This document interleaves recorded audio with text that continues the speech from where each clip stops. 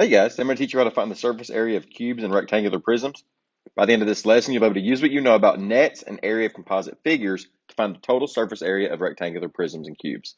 So go ahead and get out your binder, turn to the math section, and let's go ahead and take some notes. So let's go ahead and jump right in with the surface area definition. Surface area is the total covering on the faces of a three-dimensional object. So it's basically like the wrapping paper around an object. And surface area might seem like a new thing or might seem kind of scary to you, but really all it is the area of all of the sides added up. Let's start with an example. I have a rectangular prism here, and what I want you to start with is to rewrite the dimensions of this prism onto the net. Take a second and pause the video, and then press play when you're ready to check. Let's start by identifying our bases. E and F are our bases. In the picture of this rectangular prism, I can see that these two bases are parallel to each other and that there are 4 by 3 rectangles. So that's where I got the 4 and the 3. I didn't write centimeters on here just so I can keep it simple, but it's understood that this net is just an unfolded version of this three-dimensional object. Since this is a rectangular base, I know that this red dimension is also 4, and then the other one would be 3. And you can see that I've color-coded that in this 3D object here. So if this base is a 4 by 3 rectangle, that means that the top base is a 4 by 3 rectangle. So you want to go ahead and transcribe that onto F. The blue sides are 3 centimeters because they match with this bottom part here. And these red dimensions are worth 4 centimeters because they match with the bottom part down here as well. Now let's start labeling D. This face D is the one that's facing us. So it's this front part here. I'm going to use a green to represent this 11 centimeters. And I know that this 11 centimeters is going to come into play because it's the longest one and because it's the other number we haven't used yet. So if I look at the front face on the net, I know that this length is going to be worth 11. And so will the bottom, but I'm not going to write that number on there. I'm just going to write for the top one. So those are the only measurements that I need, 3, 4, and 11. I know that all these long measurements in green are going to be worth 11 centimeters. You can kind of tell in this net, in this picture, but also you got to visualize if you were going to unfold this, you're going to unwrap it, it's going to alternate between 4 and 3 for each of these sides. So this is worth 3. Then it's worth 4. Then it's worth 3. You can see that in the picture of this prism because there's a side here, this face has a blue by green, and this one has a red by green. So there's different dimensions here. And we represent those by these different rectangles off to the side. So the very first step when you want to find surface area, which again, is just the total covering of the faces of a 3D object, you want to go ahead and make the net and transcribe your dimensions onto it. Then you use that information to determine the area of each of these rectangles. Take a second, and I want you to pause the video now, find the area of all these rectangles, write them in the boxes below, and then press play whenever you're ready to check. All right, so we know that area equals base times height. So I'm going to multiply the length times the width, or the base times the height, for each of these rectangles below. A 4 by 3 rectangle makes 12 centimeters squared. And so in box E, I'm going to write 12. I know my other base F is worth 12, so under F, I'm going to write 12. The front and the back are D and B, and those are 4 by 11s, so they are worth 44 centimeters squared. Now, the last two that I need to find are A and C. Those are the sides here. Those sides are going to be a 3 by 11 rectangle, which makes 33 centimeters squared. And if you notice, I went ahead and put square centimeters after each of these numbers because I just found the area of each of these sides of the box. Now, surface area is the total covering of the faces. It's like the wrapping paper. It's if I was using just the right amount of wrapping paper to wrap my gift. So after I found the area of each of the faces of the 3D object, then I find the sum. The sum means I add all these together. Surface area literally just means I find the area of each side and then add them up. Take a second and see if you can find the surface area yourself, and then press play when you're ready to check. You should have gotten 178 centimeters squared. That's how much surface is covering the outside of this rectangular prism. So what we just found was the total surface area. The total surface area is the covering of the areas of all faces, including the bases. That's normally what you're going to see. But the other thing you might run into is something called lateral surface area. And lateral surface area is the same thing. It's just the sum of the areas of the surfaces except the bases. So it's all the faces, just not the bases. We'll get into that here in a minute. But let's actually go back to find total surface area, and let's practice that because this is what you'll see most often. So you're given a net here. Just like the last example, this is the net of a rectangular prism. What you're going to do is you're going to decompose, which means break apart, this net into different congruent figures. Then you're going to find the area of each figure. I'll get you started, then I want you to practice this on your own. Shape 1 is going to be the bases. Shape 2 is the bigger rectangle, and shape 3 is the smaller rectangle or the sides. Now I want you to pause the video, try this whole thing by yourself, and then press play when you're ready to check. So the first thing I want to use is a formula for the area. Since I know that these are all rectangles, I know the formula is going to be length times width. So I wrote formula area equals length times width for each of these shapes in the boxes. Then I want to start by plugging in my values. The bases are 6 by 8 rectangles. So the values will be 6 as the width and 8 as the length. And it doesn't matter the order because of the commutative property. And all you need to do is multiply. I know that 6 times 8 is 48, so I put a little 48 in this box just so I can keep track of that. But since these are two congruent bases, I'm going to put a 48 in the other box. There are 2 of these 6 by 8 rectangles. Now I'll move on to shape 2, which is the biggest rectangle. It's in red, and it's usually the front or the back of this object.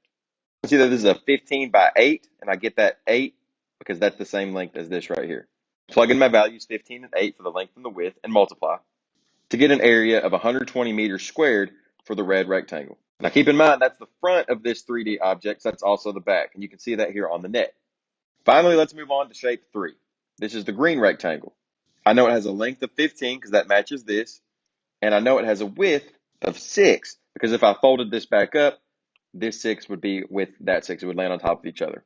So I plug in my values, and I have a 15 by 6 rectangle. I want to evaluate that, so I'm going to multiply, and I got 90 meters squared. Remember, these are like the sides of this figure. There's 2 of them, so I need to write it twice.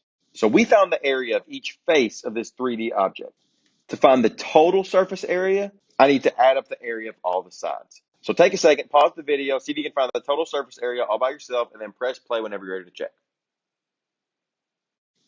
All right, so when you added up all the areas, did you get 258 meters squared? Let's say Billy Bob did. This is wrong. What was Billy Bob's mistake? Pause the video again, and then press play whenever you think you know. Yeah, Billy Bob added up just the shapes that he saw here. But there's 2 of them. If there's a front, there's a back. If there's one side, there's another side. And if there's a top, there's a bottom.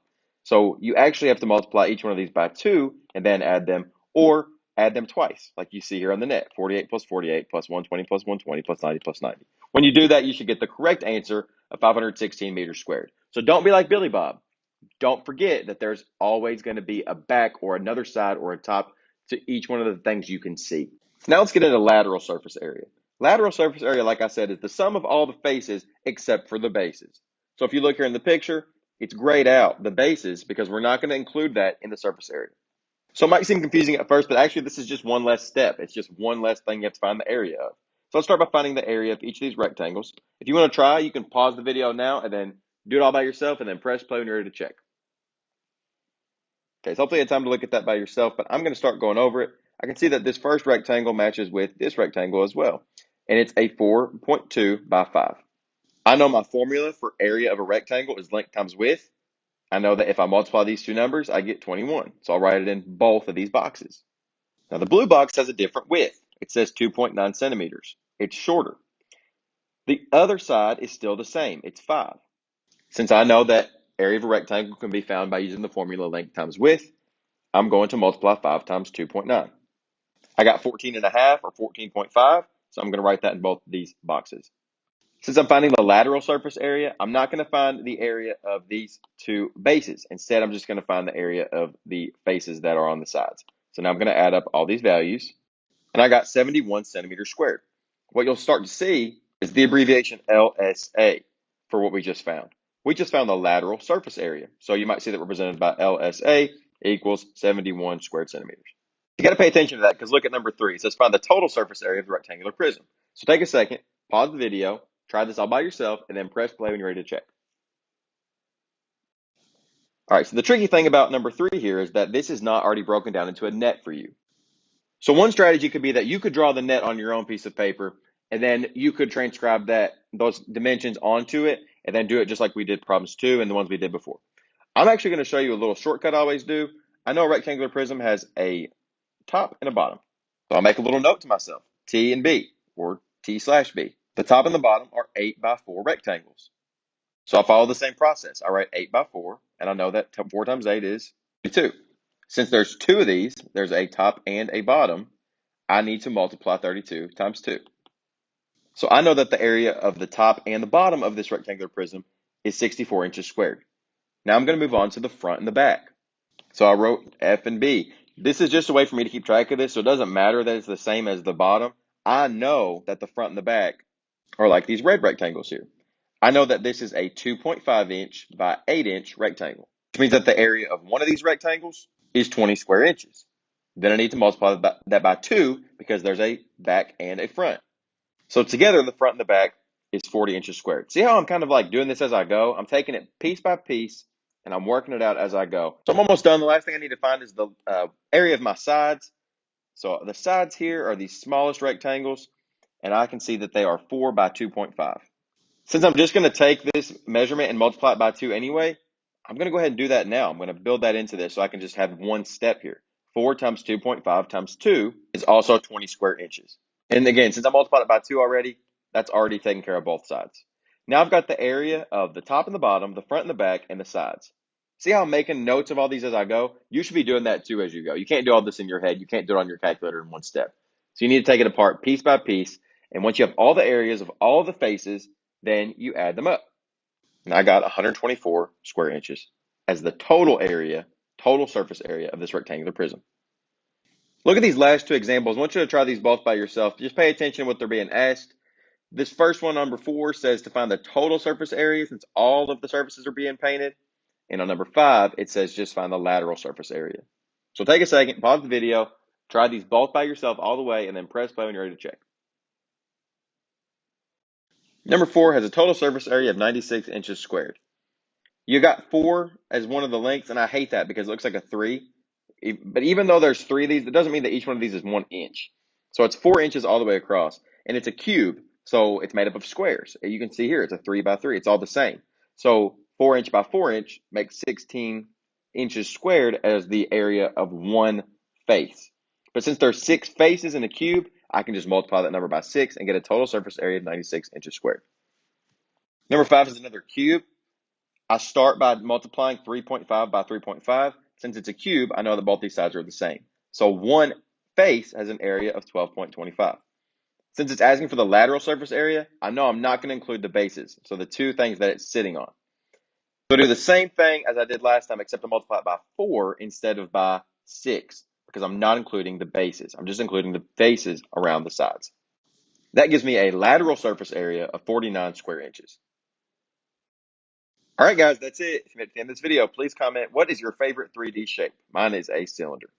Today, we learned all about surface area of cubes and rectangular prisms. So now you should be able to use what you know about nets in the area of composite figures. Now you can find the total surface area and the lateral surface area of rectangular prisms and cubes. So now you should go back to the calendar and complete any other assignments you have left for the day. Let me know if you have any questions. Bye.